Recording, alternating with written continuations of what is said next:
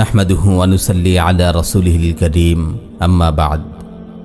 আল্লাহ রাব্বুল আলামিনের প্রলয়ঙ্করী আযাব, করোনা তাণ্ডবে বিপর্যস্ত পৃথিবী, চীন, ইতালি, স্পেন, ফ্রান্স, আমেরিকা সহ বিশ্বের বর্বর সন্ত্রাসী ক্রুসেডার রাষ্ট্রগুলোর শয়তানি অট্টহাসি আজ থেমে গেছে মুসলিম অঞ্চলগুলোকে বোমা মেরে ছারখার করে দেওয়ার অসভ্য প্রতিযোগিতা। মুসলিম জনপদগুলোর আকাশে আর দেখা যাচ্ছে না জঙ্গি বিমানের উড়ুউড়ি।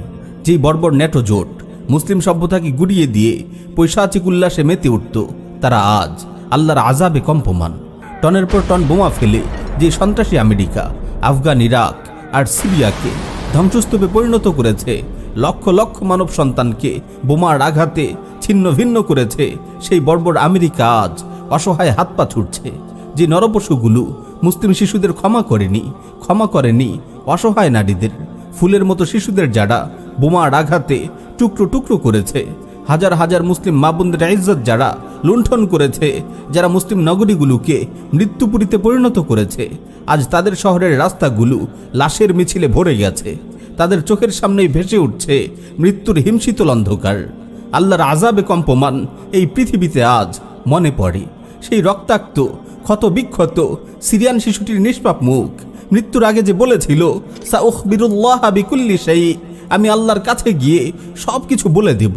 জানি না আল্লাহর কাছে গিয়ে সে কি বলেছিল, কাদের বিরুদ্ধে মামলা দায়ের করেছিল। সে কি বলেছিল, হে রহমানুর রাহিম, পৃথিবীর বর্বর মানুষগুলো আমাদের বোমার আঘাতে ক্ষত বিক্ষত করেছে, ওরা আমাদের মুখ থেকে কেড়ে নিয়েছে শৈশবের নিষ্পাপ হাসি, কেড়ে নিয়েছে আমাদের খেলার মাঠ, ভেঙে চুরমার করে দিয়েছে আমাদের মসজিদ, মক্তব ও মাদ্রাসাগুলো, আমাদের ঘরবাড়িগুলো ওরা জ্বালিয়ে দিয়েছে। যেখানে আমরা রাত যাপন করতাম, ওরা আমাদের চোখের সামনে আমাদের প্রিয় আব্বুকে হত্যা করেছে, ওরা আমাদের মা বোনদের বেইজ্জত করেছে। ঈদের দিনগুলোতেও ওদের বোমারু বিমান আমাদের এতটুকু শান্তিতে থাকতে দেয়নি।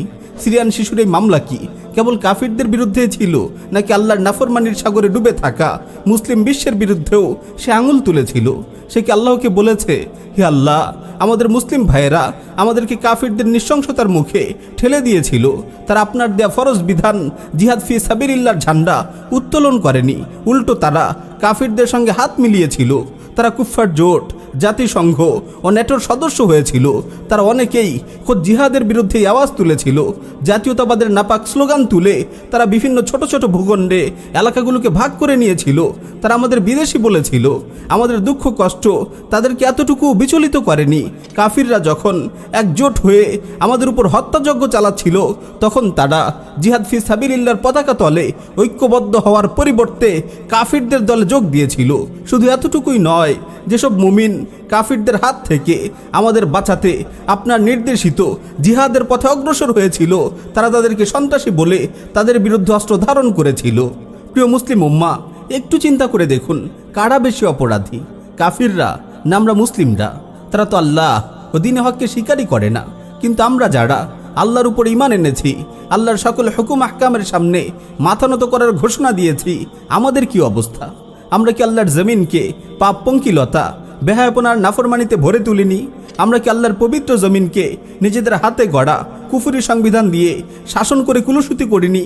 আমরা কি রাসূলুল্লাহর সুন্নাহ, দাওয়া, ইআদাদ ও জিহাদের পরিবর্তে কুফরি গণতন্ত্রকে গ্রহণ করিনি? সুদ, ঘুষ, জুয়া, জুলুম, অত্যাচার, অশ্লীলতার বেভিচারে কি মুসলিম বিশ্ব ভরে যায়নি? প্রিয় উম্মাহ, করোনা সংক্রমণ ঠেকাতে আজ আমাদের মসজিদগুলো বন্ধ হয়ে যাচ্ছে বলে অনেকেই ক্ষুব্ধ হয়েছেন, অনেকেই প্রতিবাদ করেছেন। দোয়া করি আল্লাহ আপনাদের এই ইমানি আবেগ ও দ্বীনি জজবা আরও বাড়িয়ে দিন। কিন্তু কাশ্মীরের মসজিদগুলোকে কি আপনারা মসজিদ মনে করেন না? কাশ্মীরের অনেক মসজিদ শুধু বন্ধ করা হয়েছে এমন নয়, জ্বালিয়ে দেওয়া হয়েছে। আজ 6 মাসের অধিক কাল ধরে কাশ্মীরকে লকডাউন করে পুরো দুনিয়া থেকে বিচ্ছিন্ন করে রেখেছে ভারতের মালাউন মুশরিকরা। আজ কয়েকদিনের জন্য দেশ লকডাউন হয়ে যাচ্ছে বলে আপনাদের চিন্তা ও কষ্টের শেষ নেই। কিন্তু কাশ্মীরি মুসলিমদের কথা কি একবারও আপনাদের মনে এসেছিল? চীনের উইঘুর মুসলিমরা মসজিদে যাবে তো দূরের কথা, ঘরেও নামাজ পড়তে পারছে না। এই খবর কি আমরা রেখেছি? আরাকানের মসজিদ মাদ্রাসাগুলো ভেঙে চুরমার করে দেওয়া হয়েছে, জ্বালিয়ে দেওয়া হয়েছে হাজারো মসজিদ, মক্তব। আরাকানের বিরান মসজিদগুলো কি মসজিদ নয়? ইয়েমেন ও সিরিয়ায় বোমার আঘাতে শত শত মসজিদ বিরান হয়ে গেছে, হাজারো মসজিদ চূর্ণ বিচূর্ণ হয়ে গেছে। ইয়েমেন, সিরিয়ার মসজিদগুলো কি মসজিদ নয়? সেই মসজিদগুলোর জন্য আমরা কি আওয়াজ তুলেছি? আমরা কি কোনো পদক্ষেপ গ্রহণ করার চিন্তাও করেছি? নাকি যারা আওয়াজ তুলেছে, যারা কিছু করার চেষ্টা করেছে, তাদের আমরা জঙ্গি বলেছি? আল্লাহ আমাদের ক্ষমা করুন।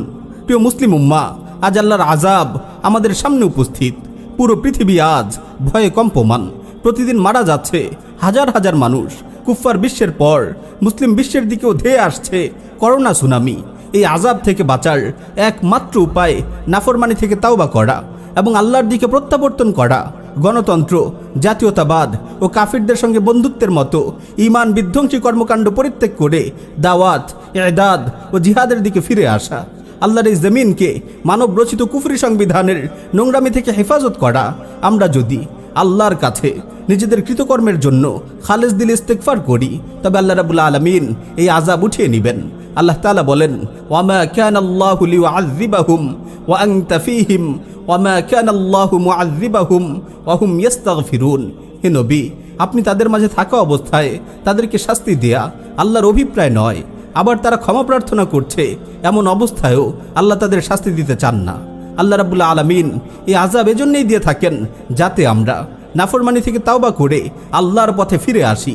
আল্লাহ তাআলা বলেন, যাহারাল ফাসাদু ফিল বাররি ওয়াল বাহর বিমা কাসাবাত আইদিন নাস লিউযীকাহুম বা'দাল্লাযী আমিলু লাআল্লাহুম ইয়ারজিউন।